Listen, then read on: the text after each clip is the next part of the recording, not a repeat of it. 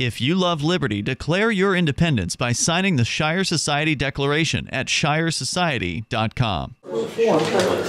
After sorry for that slight delay, we'll now open the hearing on Senate Bill 67, an act relative to the authority of state police employees. And I will recognize, do we have someone to introduce the bill? The sponsor, I know, is in the hearing. Yeah, please. Well, Representative Willard will introduce this bill for administrative reasons. And this is a second committee bill.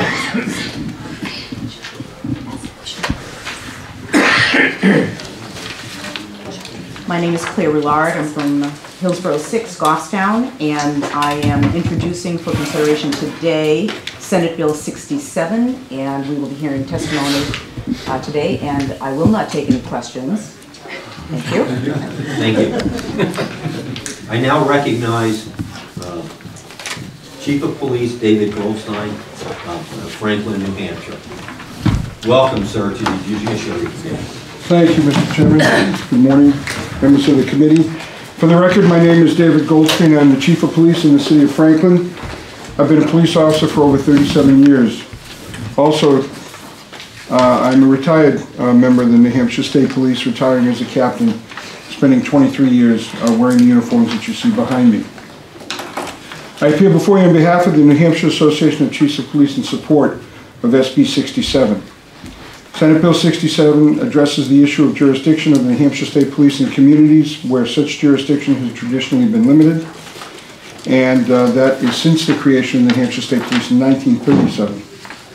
Let me begin by stating that the relationships between local law enforcement agencies and the New Hampshire State Police have perhaps never been so good as they are now in the 80-year history of the State Police.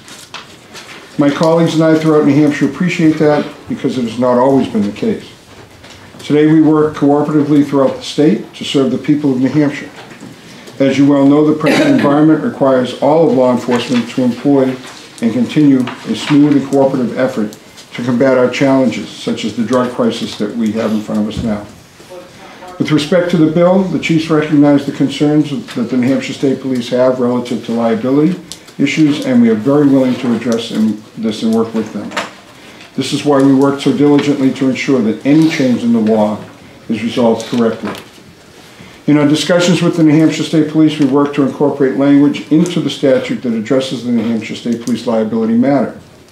Our discussions were fruitful, with both sides trying to achieve a result that will address liability while maintaining the appropriate authority of the different law enforcement agencies involved.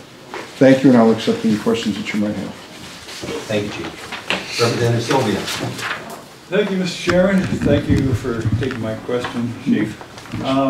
You talk about liability issues. What liability issues are we talking about? We're talking about issues of jurisdiction and the troopers perhaps not having a liability in certain areas prior to this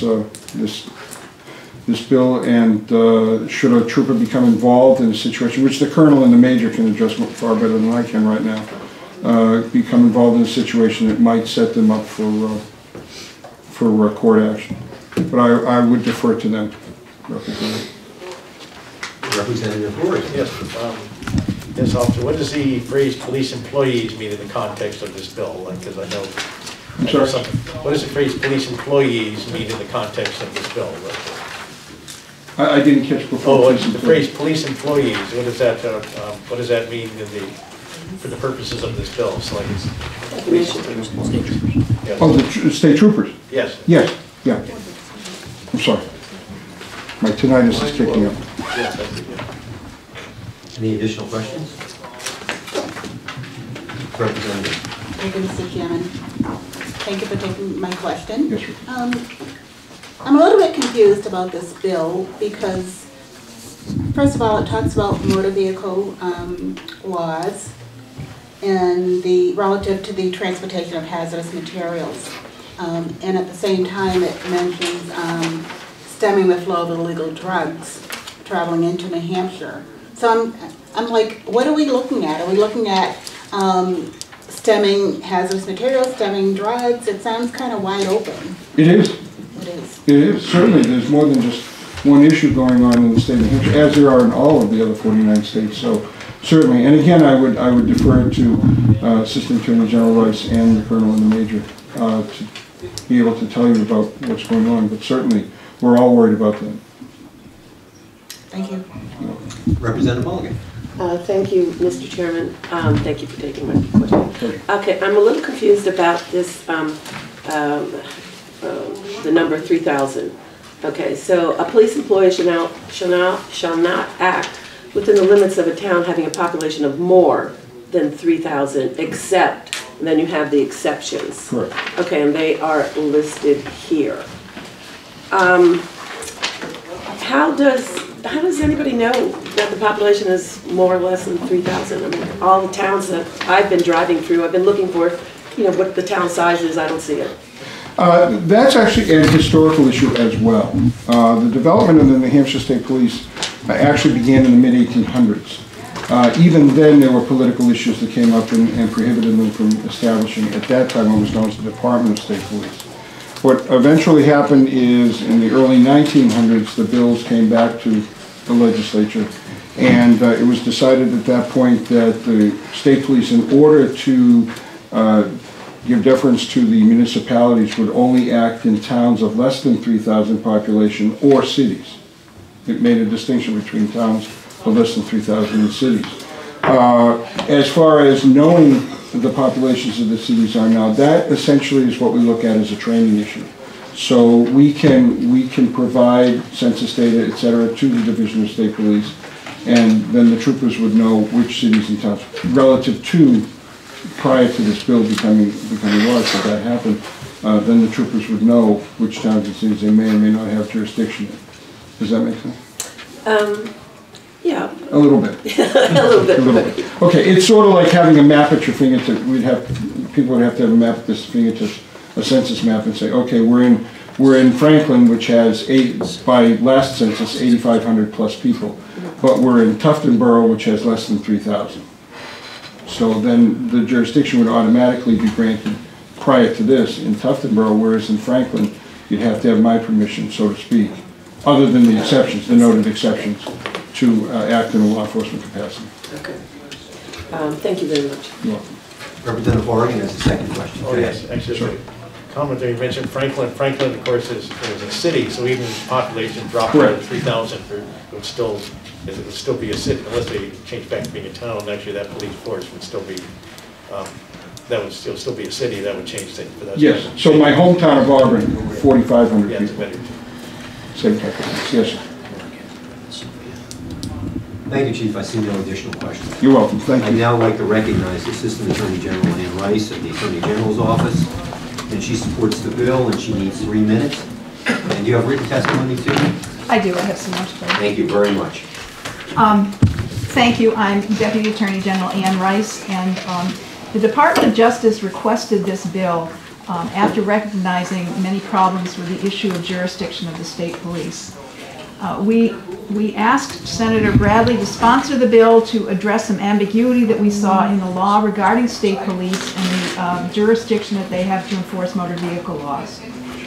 And we see the amendment as necessary to protect criminal charges and to eliminate liability questions, and I will talk about each of those. Motor vehicle enforcement is absolutely critical right now to stemming the flow of illegal drugs into New Hampshire on our roads and protecting New Hampshire travelers from drug driving.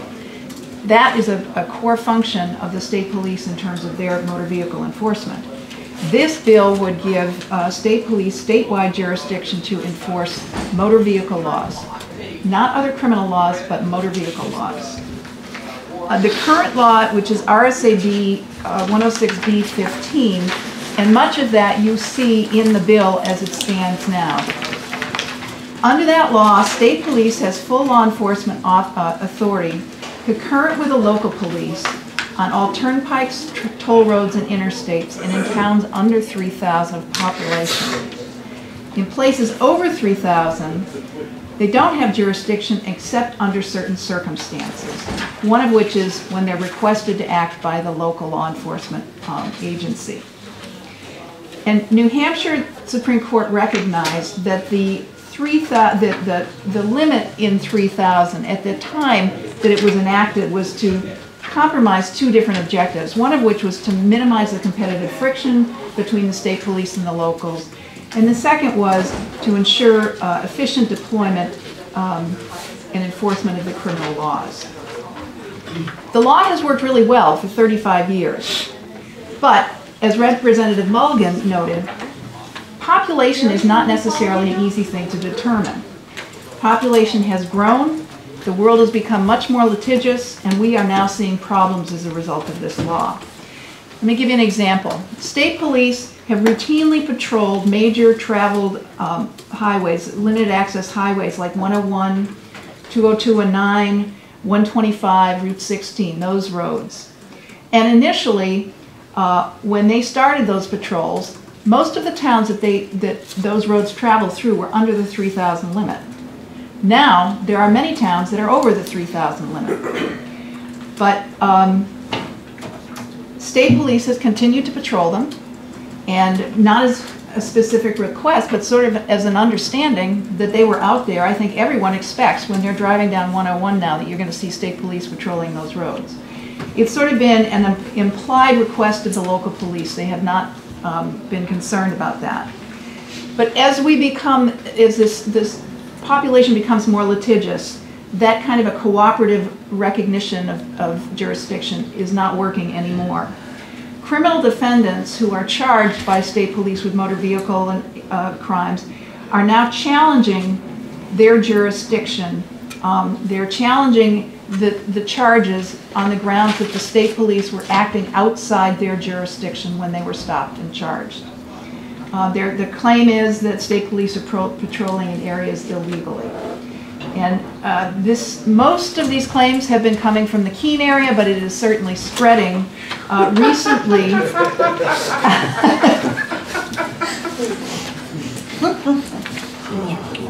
Recently, in Concord, there was a charge.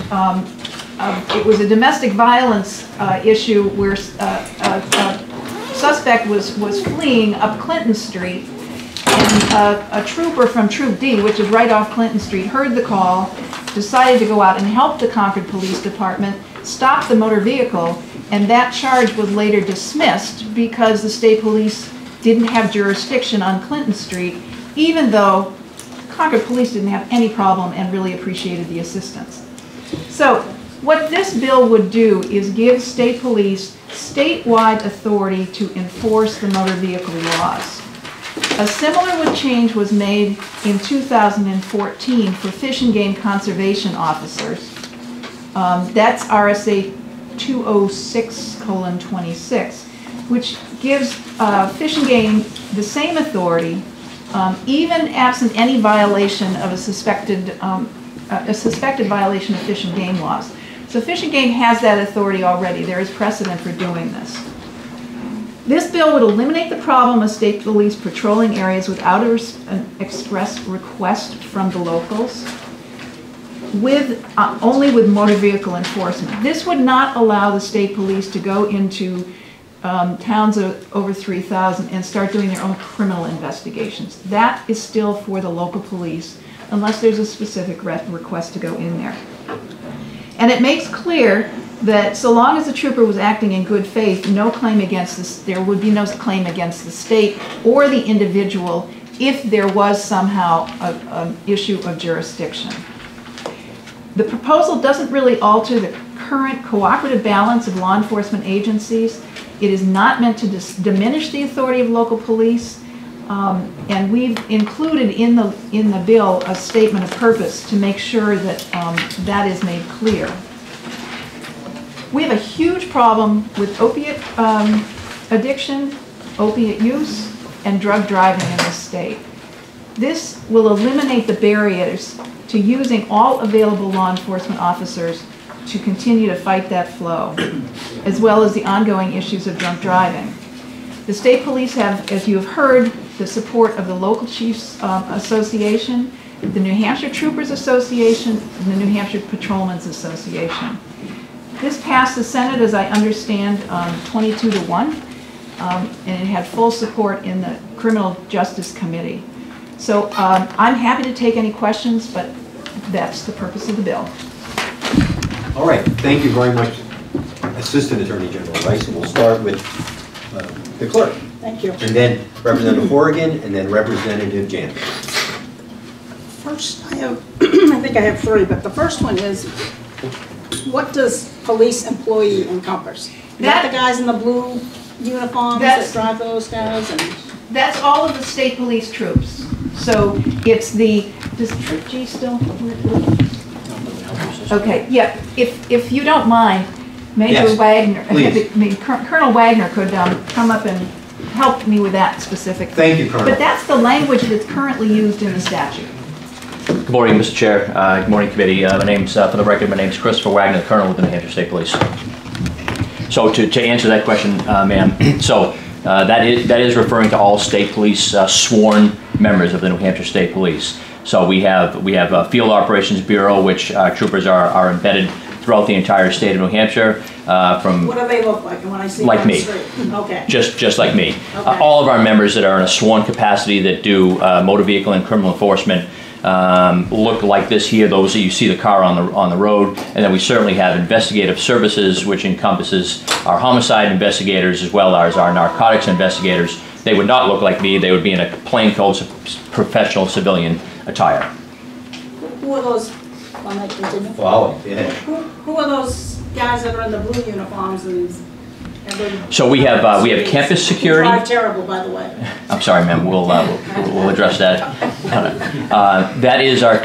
So they're no longer in blue uniform. I believe that you're referring to our commercial motor vehicle enforcement unit out of Troop G in Concord. They enforce all the federal motor carrier laws, and they also look either like I do now, or they're in a what we refer to as a battle dress uniform.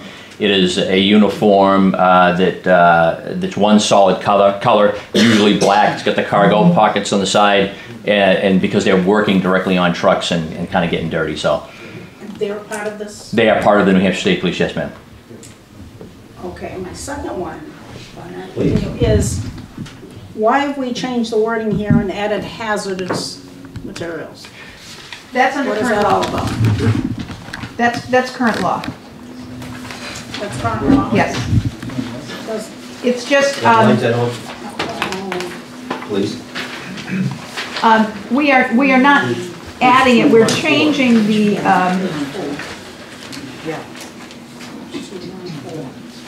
so, or the regulation relative to transportation of hazardous materials, which I assume if you're a sedan, you don't know that. they have always had the authority. If you will look in, I'm sorry, I don't have the numbered version, let me just grab that. Thank you.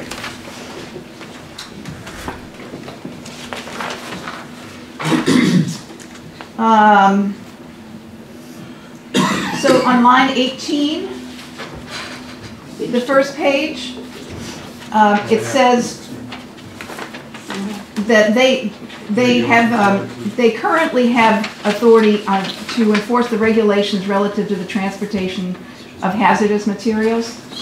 And that is in the current law. That's in the So we current have law. always had that jurisdictional authority. And so on line page 2, line 5, we added that in to make sure, to make it clear that they do have that authority. They have always had that authority to go into any, into any city or a county with a population of over 3,000. It just reinforces that they have that authority. It's not adding anything new.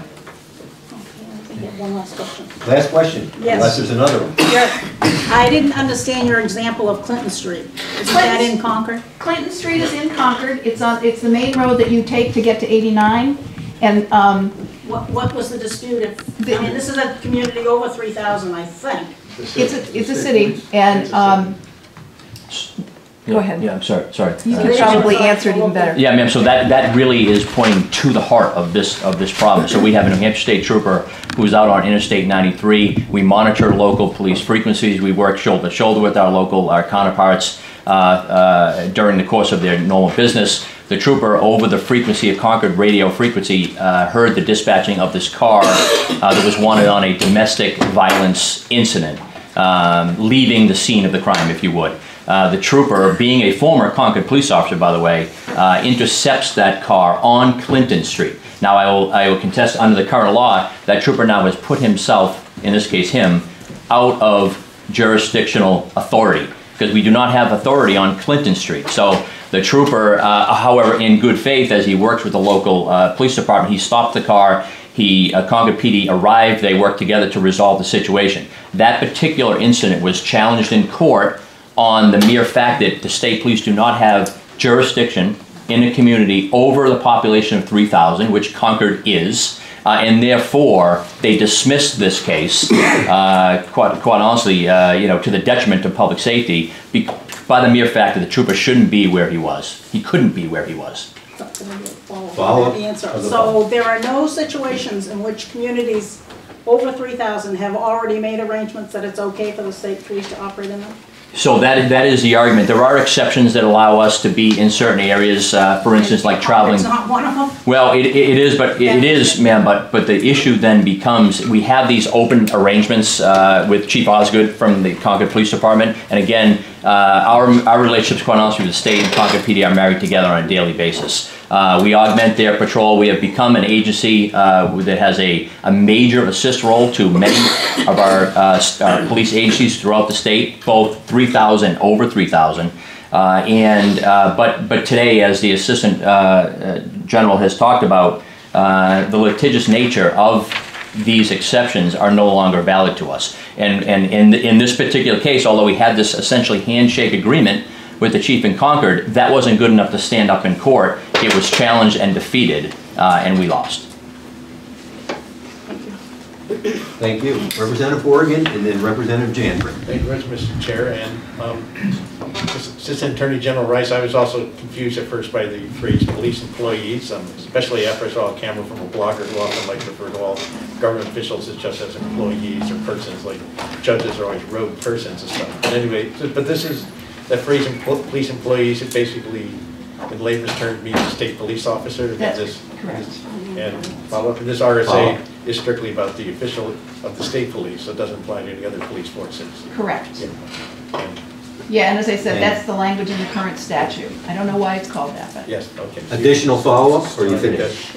Okay, Representative Janvrin, and then Representative Rulard. Thank you, Mr. Chairman. In my Can you just hold for a second? Yeah. We are happy to have the press here. I'm not going to give any intentions to what they're here for. Thank you for being here. Go ahead, Representative James. My question is specifically to the Attorney General's office. I know what the state police was probably their stance is. What is the only law enforcement officer in the state of New Hampshire that has jurisdiction on every inch of soil in the state of New Hampshire? All the sheriffs do. That's correct. And so that the state police is not trying to do a power grab, because we've got a letter here from the County Sheriff's Association that supports the bill. Yes. So it's safe to assume that this is not a power grab, as what I've seen in some circles, that the state police is trying to grab jurisdiction. They're actually working cooperatively with local police agencies, like they do in Hampton Falls and Seabrook, which I represent. Absolutely. Representative Rulard, and then Representative Gold. Thank you both for taking my question. It may be something from you and something from you, but I just want to understand a little bit better, and I thought I did before I came in here today, but are we allowing state police to have jurisdiction throughout the state of New Hampshire, eliminating the 3,000 number for population in this bill? Yes, essentially for motor vehicle enforcement only. We are eliminating that 3,000 population restriction. So for motor vehicle and transportation of hazardous material, which I understand is already in the underlying bill. Then the question I have begins on line 10 on page 2. regarding no criminal case shall be abated, dismissed, and evidence to comply with the jurisdictional limits if the police employee had a good faith belief. So my question is that sentence, in your opinion, still necessary with this bill?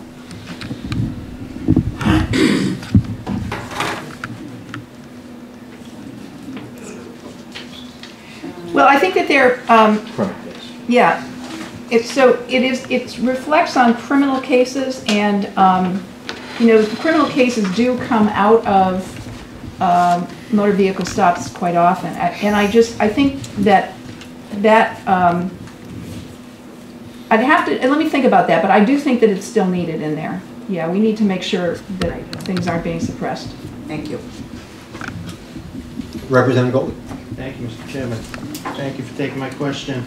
So from what I'm hearing, if we don't pass this, there's a likelihood that more cases of traffic stops in Manchester, Concord, any surrounding town, Route 202, out towards Keene, that whether it's DWIs, speeding, could continue to be thrown out of court if this is not passed. Yes, that's exactly right. Any Representative Sylvia? How many do I get, Mr. Chairman? As many as you need, Representative Sylvia. All right, well, while we're talking about motor vehicle stops and improving drug crime activity, is this something more than fishing and expanding the fishing limits? I'm sorry, I'm not quite sure that I understand. We're expanding the jurisdiction for motor vehicle violations. A motor vehicle violation is not a drug violation. So where's the connection? Absolutely there's a connection. A vast amount of the drugs that are coming into New Hampshire are coming on our roads. They're being driven up. And motor vehicle violations and motor vehicle stops are one of the means that we enforce our drug laws. We are also very concerned about drug driving, people who are impaired when they're driving. So that does lead to drug arrests often. They're intimately tied in terms of law enforcement. Follow up? Indeed. On to another question. So you're saying that currently some of these cases are being thrown out because the jurisdiction is not correct. Does not that speak to the question that they are violating the law as it currently is written? There are times, as I testified, there are certainly like handshake agreements where the state police have been patrolling all of these roads for quite some time. They don't have the specific written authorization of a chief. So to that extent, they may be violating the jurisdictional law, and that's why cases are getting dismissed. But I think it's recognized that these jurisdictional limits no longer make sense given the need for cooperative law enforcement and the need to put all of our law enforcement resources to fighting the kinds of problems that we're seeing right now. So that's what this bill would do. Thank you. Last one. So you kind of lead into my last question as to the law as it is written. Wasn't there good intention behind the limitation of the jurisdiction of state police? I think at the time that the law was enacted, there was certainly a reason for doing it. I think when I'm not as well versed in the history of the state police, but certainly there was a recognition that there could be some competitive friction between the state police and the locals. And that's what our Supreme Court has recognized, that that's what the purpose of the law was at the time. But as we have developed a working relationship between the state police and the locals, and population has grown so much, and we are having, we have a transient population where problems cross boundaries. All of those reasons make more sense now to change the law and eliminate this jurisdictional issue. And as I said, This is the wide support of local police and county police enforcement. Representative Bush. Thank you, Mr. Chair. Thank you for taking my question. And I just wanted to make sure about one small matter that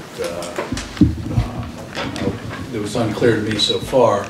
I live in a town that does not have any police force at all, Westmoreland. We use Keene State Police for what law enforcement operations we are called for. I'm concerned about the section that says if a police employee shall apprehend someone, they should make a report. We're adding the language on line 25 of the first page, and the chief of police in the municipality. Just want to make sure that doesn't run into any problem if the particular municipality does not even have a police chief of police to make a mandatory report, because this looks mandatory. You want to speak to that? Yes, sir. And thanks for the question. So we actually added that clause in quite honestly, in collaborative faith, with the chiefs of police you see behind us and a larger group, so that we are very transparent with our operations. And when we are in communities over 3,000, where there is a law enforcement agency and it is controlled by the local authority, that when a state trooper is in that town, under the new bill, which would allow them to be where they are for motor vehicle purposes only, that we report that activity to the local chief so they understand what is going on in their town, and we fully support that. Now, with a community that's under 3,000 like yours, sir, that doesn't have a police department, we are that authority there. So we essentially are reporting that to ourselves. So we know what's going on in Westmoreland, but that clause was specifically entered there to really be transparent as a group of law enforcement, so that we all know what's going on at any given time. Representative Graham and then Representative Roulard. I'm concerned with this police employee thing. Go back to that. Couldn't that be construed that the secretary could go out and arrest people? I think it's better defined in statute to refer to sworn officers. This language is just what the current law is, and I think if we look at 106B in a broader, that there's a definition there. And Representative Roulard. Thank you. Since we have the second committee on this bill, I assumed that we were looking at this for paragraph Roman numeral 3 on page 2, which deals with the immunity aspect of it, and we've had discussion concerning some of the language. And the language here talks about the state and any state actor, and we're going to work to kind of shore that up a little bit to be consistent with the other language that is contained in the bill for the police employee. And we're also going to look at additional things that is consistent with Supreme Court law, not only acting in good faith, but also not in a wanton and reckless manner, which would also bring into play the subjective and the objective standard. And I just want everybody to know that we're primarily dealing with the immunity here in this, although we do have the ability to ask policy questions that we don't understand. So that's more not a question, but I guess I could say, isn't that right? That's correct, Representative Roulard. Thank you. Thank you, Assistant Attorney General. And I see no additional questions for these two witnesses. Thank you very much. Thank you for your time. I'm going to recognize Senator D'Alessandro now, because he's one of the co-sponsors. And we need a moment, sir. Thank you. Thank you, sir.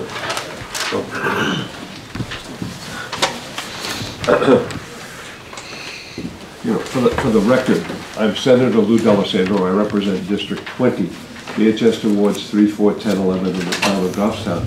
And I think what was said by the Deputy AG and the Colonel clearly indicates we have a situation that really inhibits people from doing the work that they should be doing. And a couple of cases were articulated to you. This piece of legislation makes a lot of sense. It's been worked out with the chiefs, which is the key element. And I'm from a city that in the past had differences with the state police, but has, I think, over the past decade, created a wonderful relationship, and the state police have been instrumental in doing really very, very significant things in cooperation with Manchester PD. And that situation should continue. This will help in making that happen. So thank you, Mr. Chairman. Appreciate your courtesy. Thank you, Senator. We take questions, sir. Anything you like, sure. Any questions for the Senator? Thank you, Representative Di Lorenzo. Thank you for taking my question. Thank you for taking my question. Sure, of course. Is this bill being written and modified to anticipate an inflow of drugs coming into New Hampshire from Massachusetts and Maine, which have relaxed the standards for possession of drugs? Well, thank you very much for the question. I think the bill is being suggested because its time has come, and we've been working. This situation has been pervasive for a long period of time. In terms of the drugs, the cooperation between the locals, the feds, the locals, and the state police is extraordinary, and that's the greatest example of a synergistic relationship that exists between the police. That's a wonderful thing, and we're the beneficiaries of that for the safety of people in the state of New Hampshire. Thank you. You're welcome. Thank you so much, Senator. You're welcome. I have a question of Heather Mullins. Do you support or oppose this bill? I oppose it.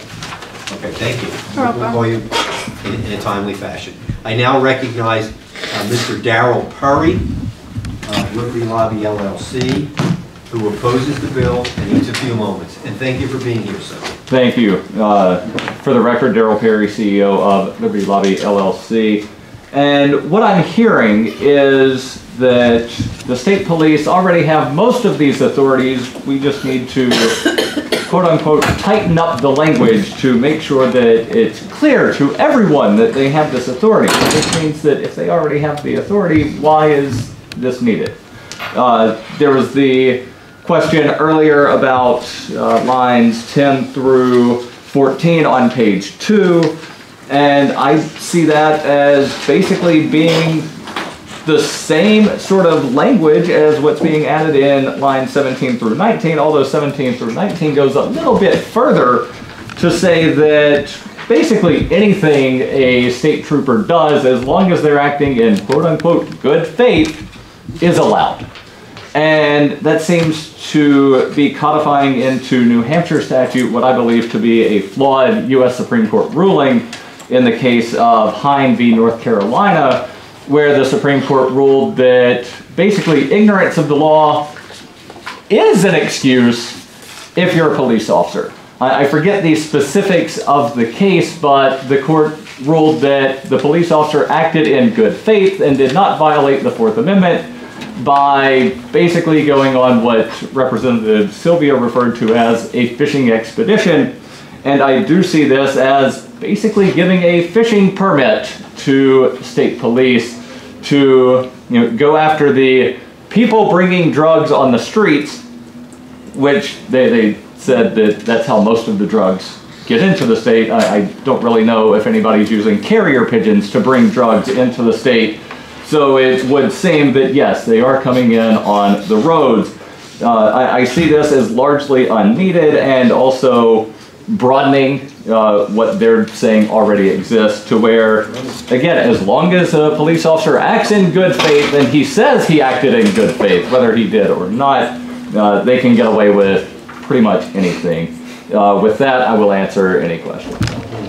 Representative Hopper. Thank you, Mr. Chairman. The Attorney General, Assistant Attorney General gave us an example of why they needed this using the example on Clinton Street. Can you give us an example of why we shouldn't enact this law in other words, an example of what you're referring to? I can think of a lot of examples where police in various drug raids have, for example, thrown a flashbang into the crib of a 9-month-old baby.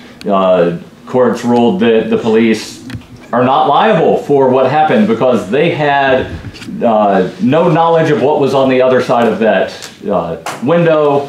There was a case in, I believe, Detroit where police at 3 o'clock in the morning, did a no-knock raid into someone's house. A 7-year-old girl was asleep on the couch. She sat up as a police officer was yelling, "Don't move." She was shot. She was killed. And the courts ruled that the police acted in good faith. They didn't know that it was a 7-year-old girl sleeping on the couch. They just knew that she disobeyed the order of "don't move." There are numerous other examples of police acting in what I would consider to be a reckless manner, where if I did it, I would most certainly be convicted of a crime. But because it's somebody that's employed as a police officer and they said I acted in good faith, no foul. Follow up. Thank you, Mr. Chairman.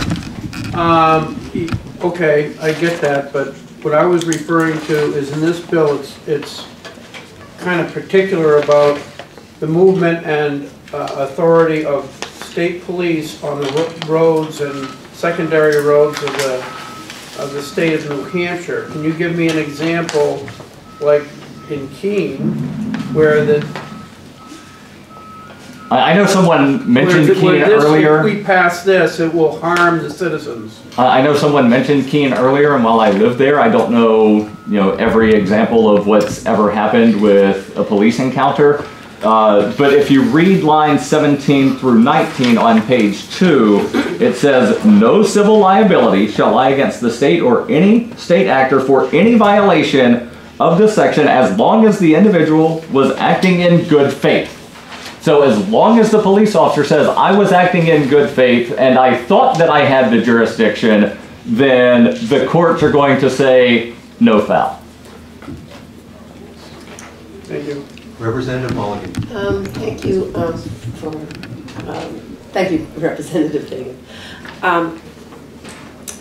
Okay, so we've been told that all the police forces here in the state support this bill.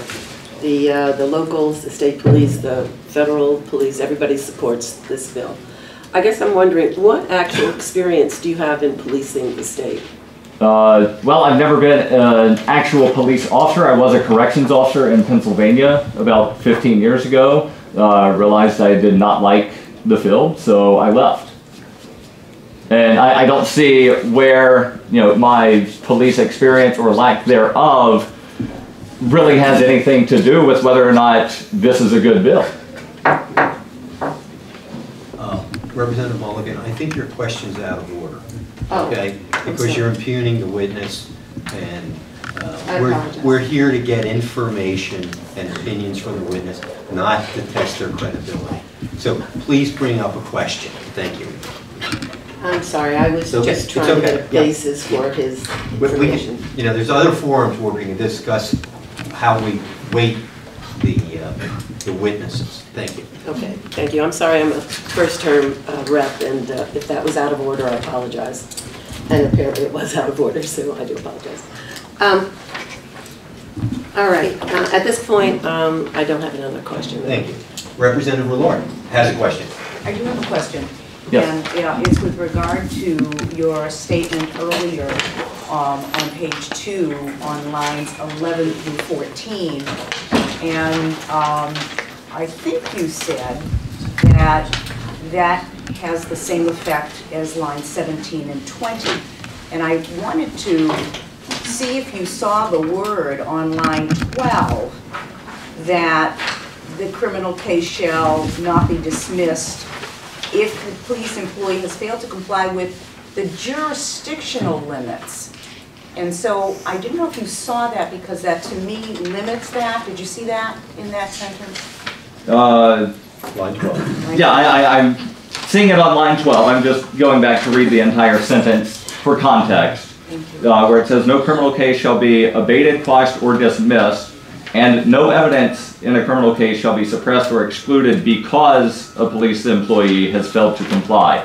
With the right, so just because you have failed to comply with the jurisdictional limits, then no criminal case shall be abated, quashed, or dismissed, and no evidence shall be suppressed or excluded. So it's saying that all of the evidence is going to be heard, even if they fail to comply with the jurisdictional limit. Thank you. Representative Sylvia? Thank you, Mr. Chairman. Looking at line 17 and any state actor for violation of this section. Any state actor might be broad. Is it narrowed enough with the inclusion of this section? Do you see any issues? I do see that as being overly broad. If the term police employee is being used elsewhere in statute and in this bill, then yeah, line 17 should say police employee. If you're going to include line 17 through 19 in what winds up actually coming out of committee. Representative Mullins. Thank you again, Mr. Chairman, and thank you for taking my question. Okay, the question that says here that you mentioned something about in line 17, 18, and 19 is about was acting in good faith, that you felt that was too broad. But doesn't there have to be a finding? If everything goes to court, there has to be some kind of a finding that this police officer was acting in good faith?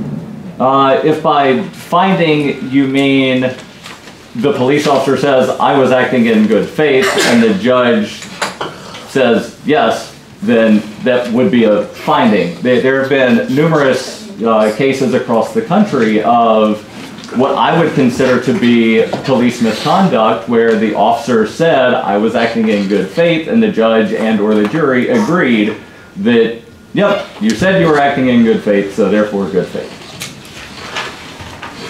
Representative Mulligan. Well, I don't want to, spend too much time on this, but I was thinking if you were in court, then the person would have to prove that they were acting in good faith. They would have to give reasons, don't you think so, so that the judge or the jury would have something to base their agreement that this person was acting in good faith? One would think that they would have to give some kind of evidence towards that, but again, if you look at a lot of the court cases, it's just they said they were acting in good faith, and that's good enough. Can I? Go ahead, follow up. I don't know if I'm intruding, but I was just wondering how many court cases have raised that issue? Because you said I don't know the number off the top of my head. I could probably try getting that information from the Institute for Justice or one of the other entities that does look at police misconduct, but that's not a number that I know off the top of my head. Thank you very much. And I see no additional questions, sir. Thank you very much. And I'm going to reintroduce Assistant Attorney General Rice for the purposes of answering the question. Will you do that, please? I can certainly try. Representative Keynes has a question for you. Thank you, I appreciate it. You're coming back. Paragraph Roman 3. I'm just curious, is that an expansion of immunity in this state? Because I know that when there are activities and a police officer shoots somebody or something like that, it goes and there's an investigation in your office and they're either cleared or whatever from 99% of the time cleared from criminal activity, I believe. Right, and this are they also subject right now to no civil liability? They are subject to civil liability under certain circumstances. This reflects current law. Well, it's written in this bill as if it's brand new. It reflects what's current law in case law. And it may be, I think this may be taken actually from another statute as well. But in order to try and sue a state police trooper, there needs to be, they're generally immune as long as they were not acting in a reckless and wanton manner. Immune from liability. But this says, well, okay. We're going to Thank you. discuss this further. Thank you. Thank you. Thank you, Assistant Attorney General. I'd like now to call Mr. Ian Freeman of the New Hampshire Liberty Party, who opposes the bill and needs 2 minutes. All right, good morning, everyone. I am Ian Freeman, one of the co-chairmen of the New Hampshire Liberty Party. I'm also a longtime police accountability activist. I've sat in many courtrooms across the state and observed full trials recorded with this very camera, many trials. So I have a lot of experience seeing, in some cases, police lie on the stand. And I think it's important to not give the police any extra weight over anyone else. Obviously, they support an expansion of police power, an expansion of police authority. And, you know, in a lot of cases they are honest and they're doing the right thing going after real criminals. But we also unfortunately see them going after peaceful people who haven't actually created a victim. And so I hesitate to, you know, grant any kind of extra power to what is already a group of people who are given the benefit of the doubt. When they say something, people take it as the gospel. Because it's coming from a man in a uniform, it must be the truth. And that's not always the case. So be very cautious when you give extra or any extra weight to the police or any kind of good faith to them. They should be having to prove their statements rather than just simply saying, well, I'm a police officer and so I therefore was acting in good faith. You know, I would further question why the state police even exists. New Hampshire existed for almost 150 years before there was a state police created. What was the excuse for it back then? I mean, we have 3 levels of police in this state. You've got city and or town police, you've got the county sheriffs, and you've got the state police. And what is it that they really do besides write a bunch of speeding tickets to people? At least with the local town cops, they don't have the same incentives to write speeding tickets. They give out warnings most of the time. If you look at the police logs in Keene, it's almost always warnings. And it seems the reason for that is because the way the state funding structure is set up, when the town police or the city police write a ticket, the money doesn't actually go to that department. Now, in some areas of the country, they do. So, like Waldo, Florida is a classic example where they have a speed trap, and I think they finally shut down the police department after years of this, but they have the speed goes down in Waldo, Florida, and they hand out tickets, and they basically fund the entire town government off of speeding tickets. Thankfully, we can't do that in New Hampshire, and that makes it a nicer relationship between the person who's speeding and a town cop. They're more likely to give out a warning. But the state police almost always give out tickets because the money gets a lot closer to their budget, as I understand it. So why do they even exist? Why not look at cutting the size of government? We can still have plenty of police enforcement between county sheriffs and town cops. And so if the state police didn't exist, this Concord incident that was brought up wouldn't have been a problem, because then the state police wouldn't have been there to pull the person over in the first place, and they would have had to been pulled over by Concord PD instead. That's all I have to say. Thanks for listening. Thank you. Do we have any questions? Seeing none, thank you. And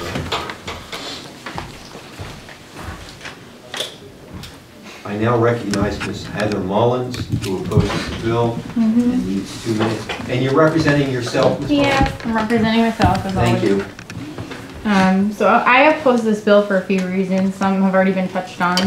One is just accountability with localizing things is always better. I think that, local police departments are going to handle the needs of their community better than the state police will, the same way that the federal government's not going to handle our affairs in New Hampshire. I think, as far as the way the law is written, from what I currently understand, if a state trooper is on a highway and is in pursuit of a vehicle that has, he believes committed some crime, he can pursue out of that current jurisdiction in order to pursue whatever motor vehicle infraction is. So from what I've gathered, this whole bill is like saying if, a state trooper is sitting in the Red Apple parking lot in Concord, he has the ability to, have unlimited power. And in a sense, I think, the same way that people sitting in Washington aren't going to know what's best for you and me here in New Hampshire, you're going to find that, state police aren't going to know what's best for individual towns. So localizing, and having these checks and balances essentially, and having, local police handle their affairs is just a much more productive way of doing business. The other thing, I know you had mentioned an example, how could something like this hurt people? Well, right now the state police in New Hampshire might not be like the state police in Massachusetts, where I'd recently moved from, where there's a lot of corruption, there's a lot of, I mean, you look back, you've got Whitey Bulger, Billy Bulger, I mean, you never know who to trust in Massachusetts. So you come here, and one thing I love about New Hampshire is all the freedom and everything everybody has.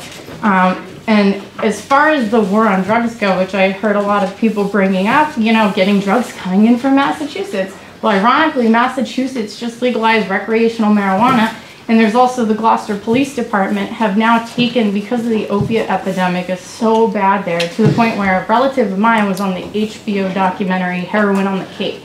All right, and like 3 out of the 7 people in that have already died. So it's a serious issue. That's something I take personally. But Gloucester Police Department has started what's called the Police Addiction Assisted Recovery Initiative, which is where they're no longer arresting people as a police department for possession of drugs. In fact, they're getting them into treatment centers. They're offering them alternatives. They're treating it like a medical issue. Now, that is something that if the state police, let's say, you pass this law and you get a similar department here in New Hampshire taking that same approach, and then one day the hierarchy of the chain of command in the state police says, well, you know what, we don't want you to stop arresting people for mere possession and treating them like human beings and getting them help. We want you to arrest them because we want, you know, the money that comes with fighting this war on drugs. And, you know, you're going to get local police departments and state police departments kind of like, if they stop arresting people in Concord for just possession, and they say, you know what, you have an addiction. You know, my father has addiction to alcohol. You could look at it the same way you look at prohibition of alcohol. It didn't work, right? People still had issues. You treat it as a medical issue. If you have Concord police saying, we're not going to arrest people for possession of drugs anymore, but you get the state police saying, well, we are, and then you go ahead and pass this bill, it's essentially now giving the state police authority to trump whatever local police departments decide is best for their towns, for their communities. And it might be well-intentioned the way it's currently written, but that's not to say that there couldn't be unintended consequences moving forward, provided the people in power shift. And this is just what I see we've done is you guys, you know, have these opportunities that can make such a powerful difference. And if we look at the war on drugs, which a lot of this seems like it's coming down to, is that we need to start taking an approach where we're reducing the demand for drugs, not trying to stop the supply, because the demand's not going anywhere. There's going to be a supply of drugs. You know, you can hire as many state police as you want and try to stop those drugs coming into from Massachusetts, but so long as there's people here that are addicted and having these issues, there's going to be drugs coming in from somewhere. We're just in tough economic times where someone's going to take on that role. And I hate to say it, but the state police, through confidential informants, they put these same drugs right back on the streets. Like, that's the world we live in. You know what I mean? So there's almost, and a lot of the money seized from these people coming in from Massachusetts get put into trust funds that are divided up amongst the Attorney General's office, the state police office, and the police departments that make the arrests. So where is the incentive at that point, the way it's currently structured, for them to want people to get off these drugs, the war on drugs that they're claiming they're fighting with all these people coming over from Massachusetts, bringing it into the state? The resources and the amount of money that we spend on drug task force and these state police officers, having them pull people over, if we invested that money into reducing the demand for drugs, preventing the next generation of kids from becoming hooked on it in the first place, that's where we're going to start seeing positive results. Not hiring more and more police and giving them more and more powers. It's just been, it's been a failed war on drugs, and until we start accepting that and looking at things with a more logical approach as opposed to an emotional response, when we're like, all these people are dying, what can we do? You know, like, let's put more police out there. That's not solving the problem, I can promise you, because Massachusetts has more cops than anyone, and our drug epidemic was so bad. Like, it's so bad. I've lost so many friends because of it. And, you know, I think local, like, tying back to this bill, letting local police departments handle their affairs is going to have that closer relationship with the people in their community, and they're going to know what's best.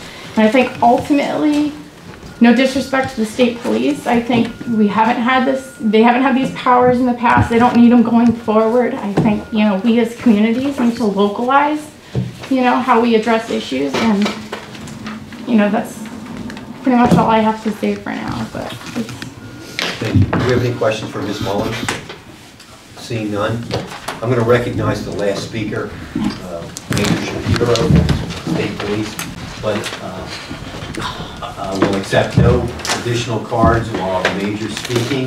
If anybody needs to speak after that, we will reconvene, because we were already late on our second hearing, and Senator D'Alessandro is patiently waiting to introduce the bill. Major, thank you for testifying. Thank you, I appreciate that. I'll let you know right up front I have a blinding headache, so I'll do the best I can to yes, sir. Pursue this. I handed a handout that's coming around. Unfortunately, I don't have enough for everyone. It shows a map of the state of New Hampshire and all the towns that are within the state of New Hampshire. The gray shaded portion, the dark gray shaded portion that you see is approximately 2/3 of the state. Those are the towns under 3,000 currently. That's where state police has primary jurisdiction, both for criminal and motor vehicle activity. Could you speak a little louder, please? Yes, ma'am. Thank you. The dark gray portions of that map is approximately 2/3 of the state. That's where the state police have primary jurisdiction currently in towns under 3,000, both for criminal and motor vehicle jurisdiction.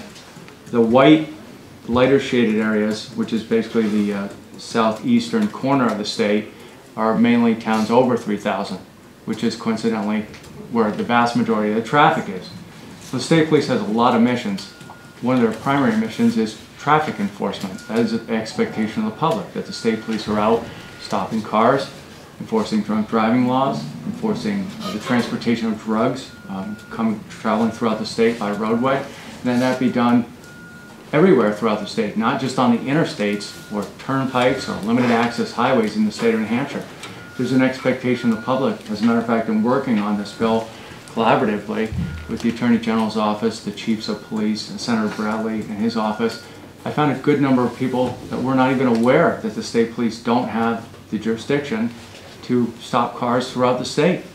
It seems incomprehensible by some. I thought that was what our primary mission was to be stopping cars for traffic violations, when in fact that's not the case. 106B, a lot of questions came up about the language in 106B. 106B is a very old statute, which Ann Rice described, that this had taken place over a very long period of time. And the last time that was revised was in the 60s. So you can think about the really arbitrary number of 3,000. Where does 3,000 come from? That was just a number that was come up to make a distinction, so there was less competitive friction between, perceived competitive friction between the local police and the state police. This is, 40 or more years later now. What has happened in the last 40 years? Think about how society has become interconnected. I mean, when I first started this job 22 years ago, in order to make a call to headquarters or call back a citizen who was making a complaint, you had to go find a payphone. People don't even know what that is. Some people born today have no concept of that. When I first started this job, my first phone came in a bag. It was like the bat phone. It was about that big, and you would only use that phone in an emergency circumstance. Today, this is what we're dealing with. And that's with regard to everything. The police, whether it's the state police, local police, the county police, federal jurisdictions, whether it's drugs, criminal cases, human trafficking, all of this is interconnected, all of it. And that's the reason why today you went from what might have been in the 60s or 70s or 80s, having a friction between the local police and the state police, to having unanimous support from the New Hampshire Chiefs of Police. We worked on this together for months and months and months, and I'm very proud of the draft that was put together for you. It's very tight, and there's a lot of thought that went into it to avoid a lot of the problems and questions that have come up. And that was put to the New Hampshire Chiefs of Police to a voice vote, and there was a unanimous vote of support from the Chiefs of Police of the municipalities around the state to support the state police in this effort. And the reason why are several. One is, they need help. They need the help. This is a wise use of resources where everybody is rowing in the same direction and working in the same direction. When you think about some of the things that I've said, think about where some of these state police barracks are located. Troop A is in Epic, a town over 3,000, on Route 125, a state road. Technically, a trooper can't come out of the barracks in Epic and make 2 or 3 stops, which constitute patrolling the roadway, and they might have a jurisdictional issue. It could wind up in a civil liability problem or a dismissal of a case for an impaired driver or a drug case or whatever the case. Troop B is in Bedford, which is in Route 3, which is a state road. It's not, a road that's way out in the sticks. It's a state road in the southern part of the state. Same problem. State Police Troop B, you can't come out and stop a car here and there. It constitutes patrolling the roadway. And you have these exceptions which have been brought up, but one of the things that doesn't work anymore is just whether it's a handshake, a verbal agreement, or sometimes even an overt statement by the chief of police of some of these jurisdictions to say, oh, the state police are welcome here. Come and go as you like. Patrol, help us out. Because on an individual basis, when arrests are being made, that is being challenged. Where is that codified? Where is it codified that the chief of Bedford Police Department said it's okay for State Police Troop B to stop a car on Route 3? And that's a problem. Ian Rice talks repeatedly about more litigious society. What we're basically doing is just legislating the agreements that are already in place. And I worked on the language for the bill, so I'm very familiar with how this is outlaid. The statement of purpose was Senator Bradley's idea for a reason, to say this is about a cooperative effort. That's what it's about. It's about traffic enforcement on the roadways throughout the state. If you look at some of the other parts of this that were cleaned up, one of the things that the chiefs asked for was a statement that was brought up, or the question that was brought up in this committee, which is they would like to be notified when the state police make an arrest in their jurisdiction. Think about this. That's completely reasonable. If we're working overnight and we make some kind of a drug arrest or something that winds up in the news, the chief of police doesn't want to wake up to a question from the selectmen saying, well, what's this all about? What happened last night? It would be nice if the state police worked collaboratively in providing them with the information, not only for what's going on in their town, but also for a public knowledge of dealing with the media. If you get down to section number 3, this is codifying what already takes place, which is that the state police have primary jurisdiction on the turnpikes, toll roads. We added limited access highways to deal with 101 east of Manchester, interstate highways, and it's also concurrent jurisdiction because the local police already shared current jurisdiction. There is not a time when the state police said to the Nashville Police Department, you're up on the Everett Turnpike, that's our jurisdiction, go back to the city. No, we say, please help us. We're drinking through a fire hose with all the things we have going on. If you want to come out here and help us, please do so.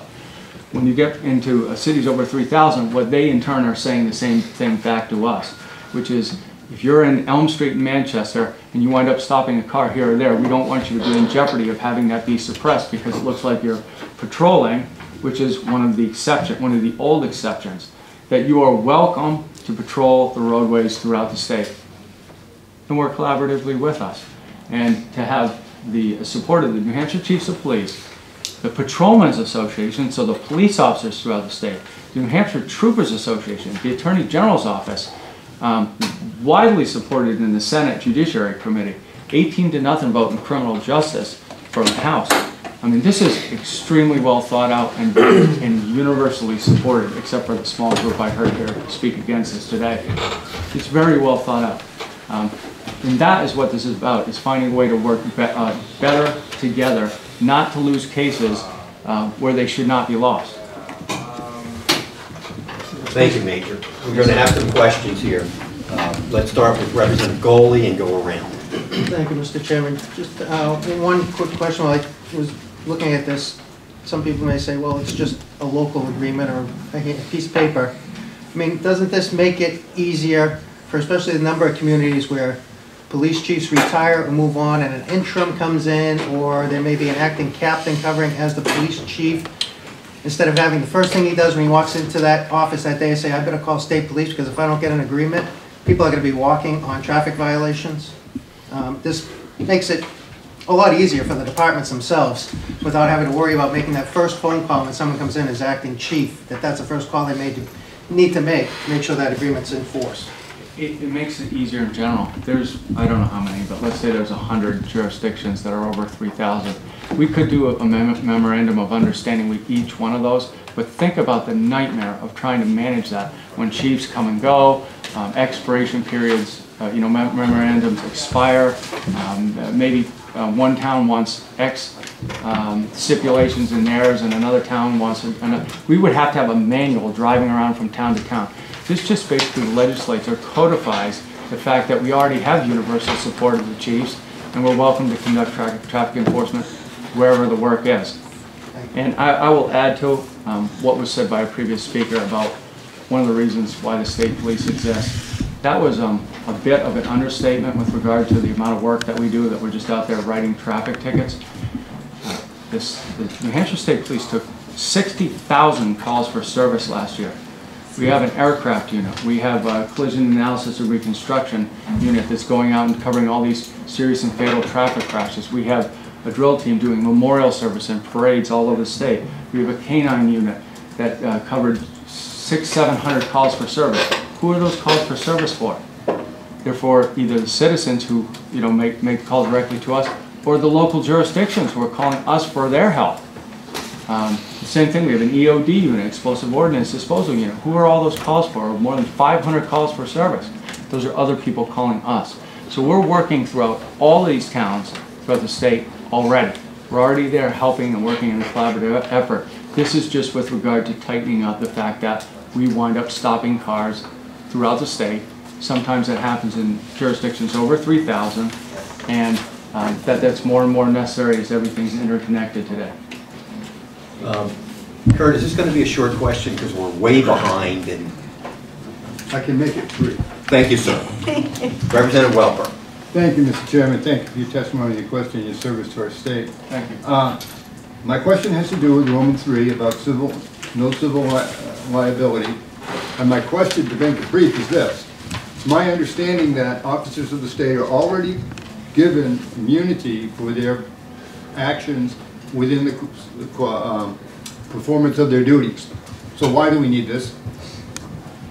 The reason behind this is because the way that it's currently set up, you could have jurisdiction being challenged. Say, for example, a car gets stopped in Keene and some kind of use of force or some kind of action comes out of it, or even an arrest.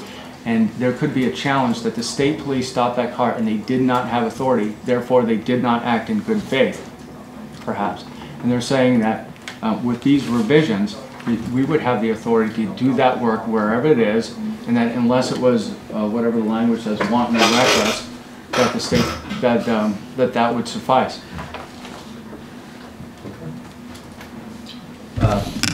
Representative Horgan, quick question, please. Okay. Because if not, we're going to have to recess this till 1300 to take more questions. Okay. All right, I guess I'll go ahead and answer. The definition of limited access highway, what does it do about highways like, say, well, there's several in Cheshire County, including most of Route 9, which are mostly limited access, but do some grade crossings? Or, that's a good question. Yeah. Basically, in paragraph 2, you'll see this provides the state police with statewide authority to conduct motor vehicle enforcement on all roadways. In that section that you're referring to that says limited access highway, this is just to delineate who has primary jurisdiction. Because when you show up at some kind of a scene, somebody has to be in charge, right? It's a good thing that somebody's in charge. And on the highways, including limited access highways, meaning on 101 from Manchester east, that's a limited access highway, it's not an interstate highway. That the state police have primary jurisdiction and that the local police have concurrent jurisdiction. Okay, thank you. You're welcome. Representative Birch, last question. If there's any additional after this, we're going to recess. Okay? Thank you, Mr. Chair. A brief question. Throughout the bill, the term police employee is used. Is there any intent by using the word state actor under the immunity section to change that from police employee? I think one thing that's important to understand that would answer all the questions that were asked pertaining to this is that 106B is dealing with state police employees' authority. That's the purpose of the statute. The statute is very old, and it's not talking about all police employees. It's not talking about local officers. It's talking about state police. So that is what it's referring to as state police or state troopers.